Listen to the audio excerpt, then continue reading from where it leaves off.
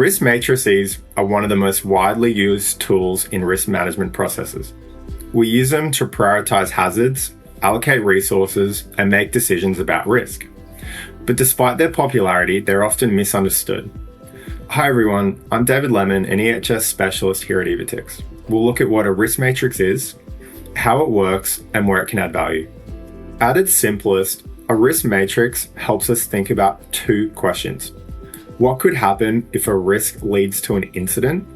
And how bad would it be if it occurred? To determine this, we assess two things: the likelihood and the consequence. On one axis of the matrix lies likelihood, or how often is this hazard expected to occur. Most matrices use a scale from rare up to almost certain. On the other axis is consequence. This can range from insignificant or immaterial up to catastrophic, meaning potential fatality or major loss of life. By plotting the likelihood and consequence in the matrix, we get a risk level rating that can help us prioritize our attention and resources. The definitions might differ industry to industry or organization to organization, but it's really the overall risk rating that's important. Risk matrices can come in different sizes. For example, a 4x4 or a 6x6. But they all work the same way visually. The bottom left box indicates a low risk, the top right boxes for likely and severe risk, and the center for showing medium level risks. It's also worth knowing what a risk matrix does not do. It doesn't identify hazards for you. It only helps you rank them once they've already been found. And they can't ensure that the right controls get implemented.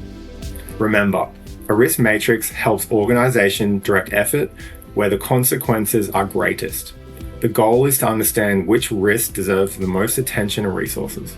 While risk matrices are a common tool used by EHS professionals globally, it's important to understand a few fallbacks of a risk matrix. One of the biggest misconceptions is that a risk matrix produces an objective answer. In reality, it produces a structured judgment. Risk ratings can be influenced by bias.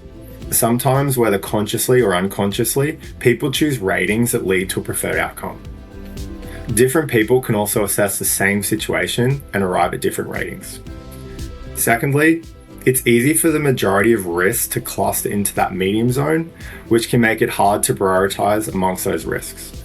That being said, a risk matrix remains one of the most useful tools in safety, but only when we understand what they're actually doing. They're not measuring risk with scientific precision. They're helping professionals assess which risks require the most urgent intervention, and that's where their real value lies. I hope you can take something from this video and put it into practice within your organization. If you're looking for more practical guidance, we've got additional videos on our channel that explore risk management and building safer workplaces.